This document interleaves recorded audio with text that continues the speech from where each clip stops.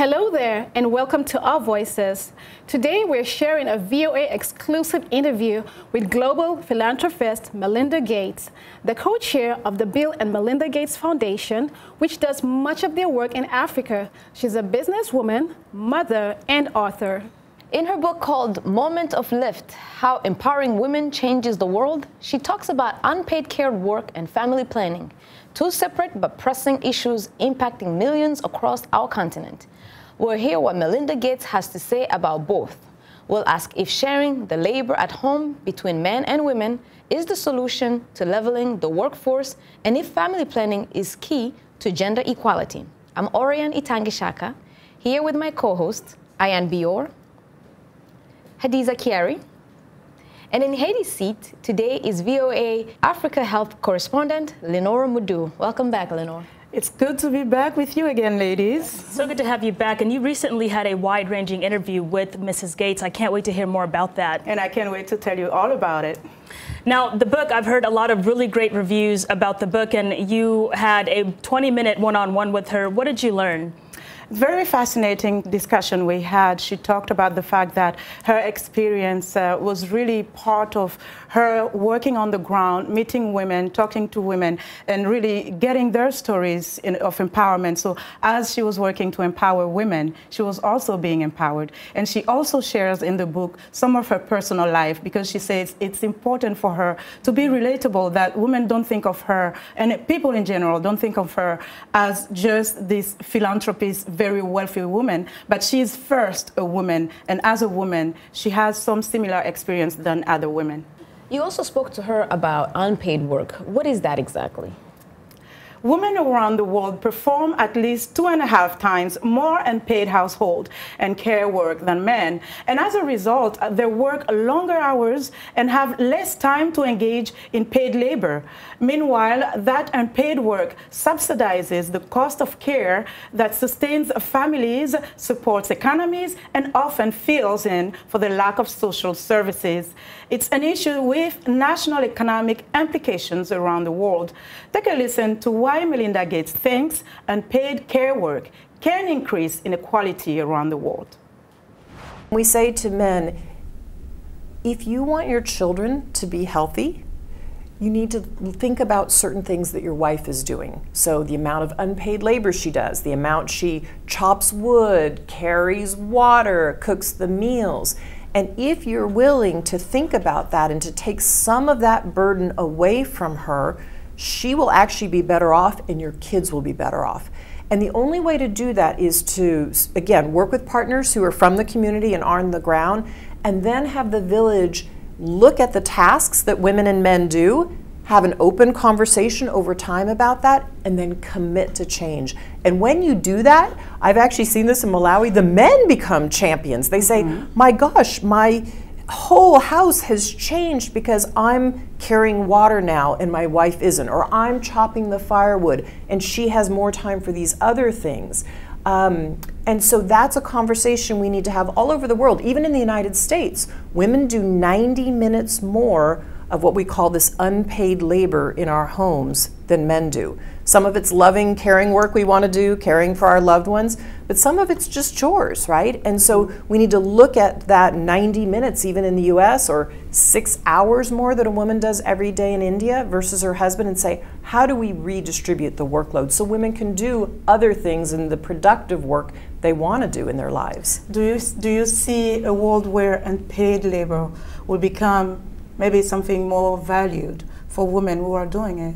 Absolutely, it needs to. I mean, when we think of what paid labor is and unpaid labor, we didn't for a long time even measure this unpaid labor. And that's because, let's go back in time, economists were predominantly men. It's a very male-dominated field, and so they chose to measure what they knew, which was productive labor. But I would tell you, and what I see from the research, is that our economies are built on the backs of this unpaid labor that women do all over the world. That is also productive. We want somebody taking care of the kids. We want things to happen in our homes, but men and women need to look at that. And I am so encouraged by this next generation that I see who's coming up, where many young men, particularly in the United States and in Europe, have been raised under moms who work. And so the way they look at the work in the home is they know when they come into the partnership or the marriage, they're going to do half the work. And also, ladies, when it comes to unpaid work, there is so much at stake. Let's not forget the health effect of unpaid work. As Melinda Gates said, women carry the highest burden of this, and they have to deal with long hours of work. They have to deal with depression, anxiety. Sometimes they suffer from resentment because they feel underappreciated. They are burned out. They suffer from stress. And it's a lot that is going on. Yeah, there. and especially, I mean, as a married woman, if you have a spouse who's not supportive or who's not involved domestically, it could be very stressful. I'm privileged to have that, and then sometimes when I look at my friends who don't, it's really devastating for the women's mental health, as you've pointed out. And also, I want to point out, like you said, for health, the postpartum depression that men don't have to go to. Postpartum depression is something that, especially as a woman in the West, that I know that when you give birth, nobody's there to help you, and that could even accentuate that depression. And I think that on the continent, there is a privilege of having cultures and traditions where you actually have people rallying around you and helping you, sometimes at months at a time. In Morocco, I know they have one tradition called the Nafsa. In Burundi, it's called Kwarama, when you actually have people around you, your aunts, your nieces, and they just come around you and assist you. That's great, but not every woman in the world has the same support. In fact, UN Women says that women do 2.5 times more unpaid care work than men. And this contributes to economies in ways that we can't quantify, but it does impact communities and economies. For one, it lowers the burden on social services, but at the same time, it prevents women from doing any paid labor. So I think that this is a conversation that we need to continue having. But yeah, right. But there's a need to debunk stereotypes as far as stay-at-home moms just sitting down, chilling, and not doing anything when, in fact, they're actually working, putting in, doing some laundry, cleaning, cooking, and so on. So it's important for that to happen. But for the most women that I talk to on the continent, as far as they're concerned, they don't mind the status quo being the same. They don't feel like there's any need to be recognized or even, paid for those labor. They feel like those are chores that they are required to do in any case. And also, you talk about religion and religion and culture, which is our barriers that you have to overcome before you even talk about equality and all of those things. But there are some solutions. So, yes, because it's a burden for many women. And how do we look at solutions? I think that the solution has to be adapted within the context where women are. I know one of the things that people are saying is tax credit incentives for women in the cities. But when you look at women in the rural area, tax credit doesn't mean anything, right? Exactly right. She needs perhaps that there is running water where she doesn't have to walk so many kilometers to fetch water, Well, one solution in Rwanda is the Bande Bereho, and this is a grassroots anti-domestic program that invites men, and they train men on childcare, on washing dishes, and 21 months after the program was over, they went to certain men and they basically asked them, what was the impact of this particular program, and they found that these men were helping in the house more, they were raising their kids, and their households were much happier to live in, and domestic violence fell dramatically. But awesome. In Africa, it's almost considered a taboo for a man to do any type of house chores. As a matter of fact, if you find a Western man who pretty much raised abroad or anywhere else, he might do it here, but once he gets back home, he's not going to do any of that. I mean, if he were to do it, the wife would be accused of witchcraft or controlling him. But at the same time, it's ironic that the continent are against men, sharing chores with women, when, as a matter of fact, religion does encourage it. And I'll give you an example. In Islam, it says that women are not even required to do any type of house chores. The men are required to do that. But you also have the part of religion, and correct me if I'm wrong, in both Islam and Christianity, where you have gender identity very defined, that the man is the head of the household. So you have to, like I said, overcome that part in order to even talk about equality. Well, this is a very dynamic conversation, and we want to know what your take is on this conversation. Let us know on Twitter, Facebook, and Instagram. Our handle is @VOA Our Voices. You can also reach us on WhatsApp. Our number is on your screen. Coming up, we're going to shift the conversation to family planning and contraception and the impact of Western influence and money. Starting off that conversation, we hear from our viewers who have different takes on the issue. Take a listen, and we'll be right back. I'm 20 years old and I have a 7-month-old baby. I came for family planning to be able to rest a while and to enjoy sex with my husband. There is a lot of awareness, and women do not want to have a lot of children. But the methods of family planning are not good. The methods themselves are not good.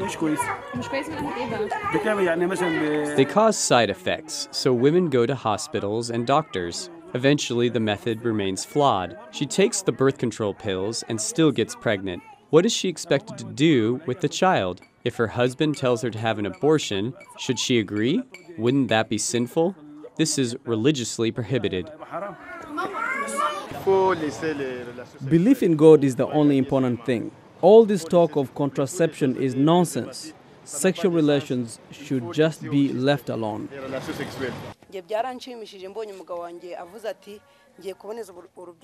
I was happy when I heard that my husband opted to have a vasectomy for our family planning. There are rumors saying that after a man has had a vasectomy, he has health problems, especially during sexual relationships. I want to tell you, that is not true.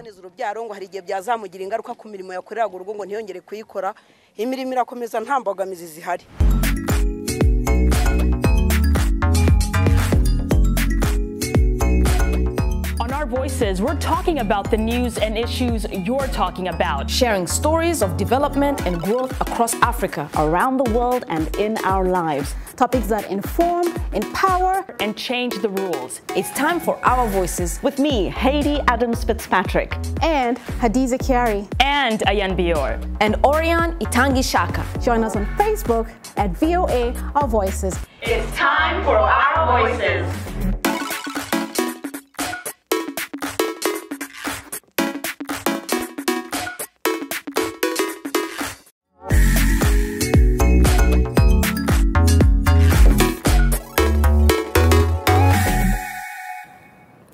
Welcome back. More than any other time in history, women and teenage girls are using family planning. According to Family Planning 2020, more than 370 million women and girls are using some modern form of contraception. The discussion of family planning in Africa is often seen as a controversial topic. Skeptics on the continent think that Westerners are pushing their agendas on communities across the continent who value childbearing and large families. So, Linord, I know you had a chance to speak to Melinda Gates, who is pushing for access for family planning. Can you give us a little insight about what she talked about? Absolutely, and she says it is a very important issue because, among other reasons, many women on the ground, when speaking to her, expressed their need to be empowered to plan their pregnancies. So I was meeting so many women around the world, and I would be there to talk about vaccinations for their children, which they were thrilled to talk about. They said, you know, I walked 10 kilometers in the heat to get them. I know the difference. But when I turned the questions and let them ask questions of me, they would say, but what about my health? What about that contraceptive that at this little clinic I can get vaccines, and I used to be able to get contraceptives and now I can't? And it was through these rallying calls from women saying, why isn't the world allowing us to have these anymore, that I came to learn and realize the difference they make in women's lives. And 200 million women are asking us as a world for contraceptives. It's a very inexpensive tool. We use it in the United States. More than 90% of women use it in the United States and in Europe. And yet if we don't allow women to have that tool, we don't provide it, they can't lift themselves out of poverty. And so I started to realize that was a really important piece of the work. Mm-hmm. Why is it so important? What is the message behind family planning? Family planning is the greatest anti-poverty tool we have in the world. When a woman can time and space the births of her children, her family is healthier, her entire family. The kids are better educated and the family is wealthier. And I met a woman named Marianne in Korogocho, in a slum actually in Kenya, and she summed up this family planning conversation that we'd had. There was about 30 women there. And at the end, after 2 hours, she finally said she had this beautiful baby girl in her arms, a newborn, and she said, I want to give every good thing to this child before I have another one. And I thought, yeah, That sums up how parents feel about their children. We want a time and space when we have children so we can bring every good thing to our child and then have another one. So let me also add that a family planning as defined by the United Nations and the World Health Organization encompasses services leading up to conception. So it's not just about contraception and birth spacing. There is more to this: sexual education, also prevention and management of sexually transmitted infection, preconception counseling and management, infertility management, and much more. That's right, Linord. But it's also important to mention the side effects. We know a lot of the people on the continent are worried about the side effects, and we know some of them include hormonal imbalance, weight gain, risk of breast cancer, and so on. As a matter of fact, I actually have a report here with me from the New England Journal of Medicine that conducted a study of women that used contraceptions in Denmark, and they used women from the age of 15 to 49 years old. The conclusion was that the risk of breast cancer was higher among women who currently or recently used contemporary hormonal contraceptives. And it says that the longer the duration, the higher the risk. So when you talk about side effect quickly, you're talking about specifically contraception. Let's just mention also the fact that all drugs can have side effects. It's not just about contraception. And also when it comes to side effects with contraception, each woman reacts differently to each type of contraceptive that she's using. So it really varies from woman to woman and from the type of product that she's using as well. That's very true. And I agree with you that there are so many different things that can cause these side effects. But as you've said, there are research that shows that there are some side effects. And actually, especially this like Friday, I'm sorry to interrupt you, Ariane, but especially like depression. I mean, depression is a mental illness, and a lot of us are just not equipped to even have the conversation about mental illness in the first place. That's exactly right. Particularly in a show that I conducted on Friday, this couple of days back, and women in the refugee camp in Tanzania. One of my guests were a teacher and a professor who teaches in high school students in the camp. And one of the quotes that the women mentioned when I was asking, you know, there are a lot of issues in the refugee camp like poverty and so forth. Is there some teachings that you're having to help maybe lower the amount of children that they're having? And this is what she said. She said, some do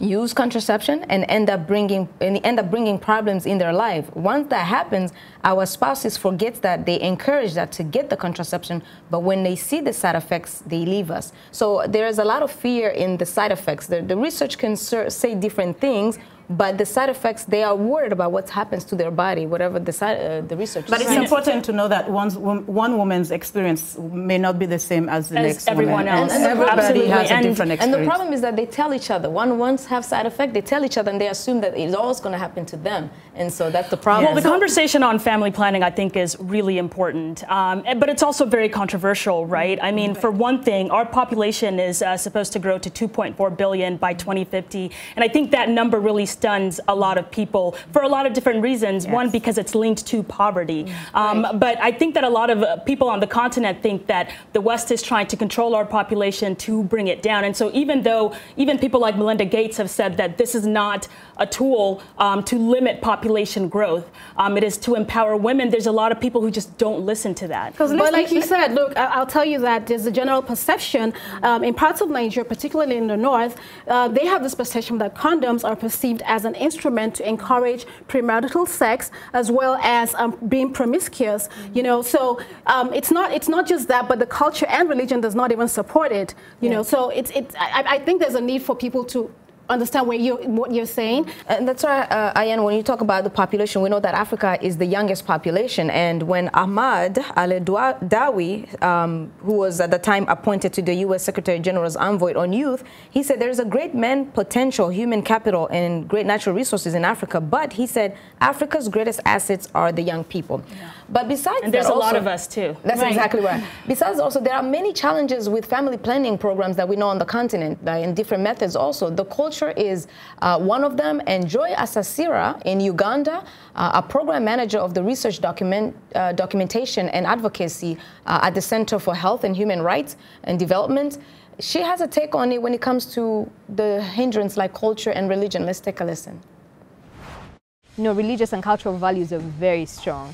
And as a people, historically, children were, you know, seen as a gift and a source of pride and labor and you know, sort of a blessing to the community, because the community expanded and it was a good thing. But you know, Orion, this is not only happening in East Africa, this also happens in West Africa. As a matter of fact, children are seen as wealth. The more children you have, the more stable you are when you get to your old age. So, you know, I totally understand where she's coming from. But get this, there is the case of Maria Nabatanzi. She's a mother in Uganda. She has 38 kids. And she had 6 sets of twins, 4 sets of triplets, and anyway, it just turned out that now at the age of 39, she has to care for 38 children, and her husband left her a couple of years ago. And she says that although she feels blessed to have these children, she went to see her doctor in the beginning of her childbearing stage to ask him for contraceptives, but he told her that her ovaries were too large and it may be a problem for her, on her health. It's not your fault. Yeah. Well, she lives in Uganda, and I know that Ugandans have a strategy for family planning, at least according to information that I gathered from Family Planning 2020. But this made me wonder about other governments across Africa. What are they doing to expand access to family planning? We talked to Joy Asasira about the role that governments play and their accountability for their citizens in family planning.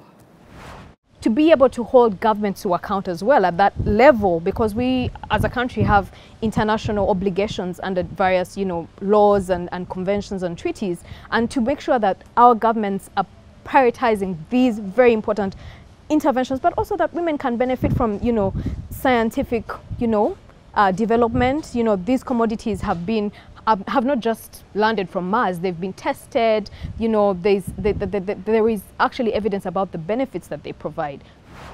And I totally get what she's saying. The challenge with the government is that they do not have enough resources for the health sector. And for that reason, a lot of families have to rely heavily on foreign sources. Let's take a look at what she had to say about that. Funding for health, in my country at least, and particularly if it's sexual reproductive health, is mainly, you know, from outside sources, from other countries, other development partners who are not the Ugandan government. The Ugandan, the Ugandan contribution, or the contribution from the Ugandan funding or the consolidated fund is a minimal part. So definitely many women, many girls, many families are relying a lot on, you know, projects and programs that are funded from external sources. So definitely. The only question is, you know, where do we draw the line? Where are the checks and balances happening? That's right, definitely funding could be an issue in what the governments decide to do or not to do. We'll take a break. Coming up, we'll introduce you to a woman who's using family planning as a tool for empowerment.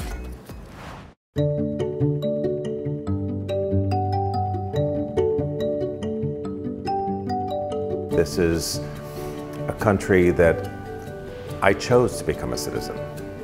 I didn't have to become a citizen. I chose to become a citizen. I feel like America gave me an opportunity to pursue my passion as an artist. I really believe that clean eating is a way to a more successful life, or a happier life, if you want to put it that way.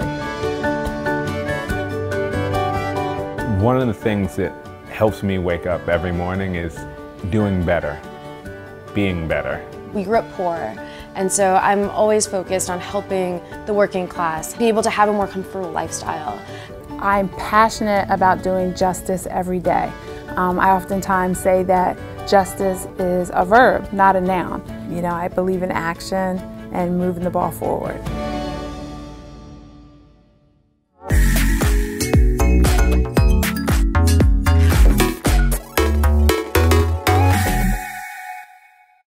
Welcome back to the show.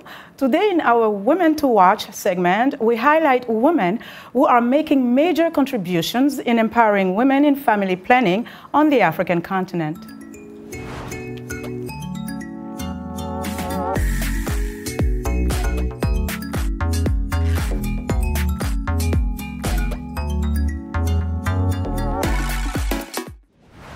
We introduce you to Marlene Johnny Bewa, who is an advocate for education on HIV/AIDS. She founded a Young Beninese Leaders Association in Benin, or YBLA, a youth and women-led organization founded in 2010 to advocate for sexual and reproductive health while offering leadership and empowerment programs.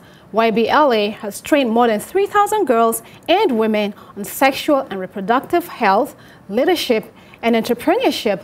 Dr. Bawa also holds the title of a goalkeeper for the goals for the Bill and Melinda Gates Foundation.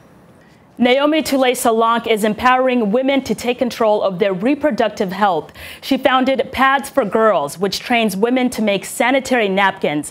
Toulé-Salanque is also the founder and executive director of Community Healthcare Initiative in Liberia. She is a registered nurse with a Bachelor of Science in Nursing and a Master in Public Health. Her organization targets the most vulnerable and underprivileged in hard-to-reach communities in Liberia, providing basic healthcare needs and reusable and affordable medical products for women and girls. And I'm really glad to hear that she reaches out to the most underprivileged people in Liberia. That's exactly right. Very key, Ian. Who do you think deserves a shout out? Use the hashtag VOA Our Voices and tell us who you think is a woman to watch, empowering women in family planning in Africa and other aspects of their lives. And be sure to watch Our Voices on the VOA website, where you can find the world's top news stories, as well as my one-on-one interview with Melinda Gates in its entirety. We leave you with a quote from the former First Lady of Ethiopia, Roman Tesfaye, who used her voice to say, "To be engaged in the economic sphere, to create income, to contribute to family health and well-being, and to the country's development, we must have family planning services." And that's our final word for this week. On behalf of the Voice of America and along with my colleagues, thanks for tuning into Our Voices. Good day.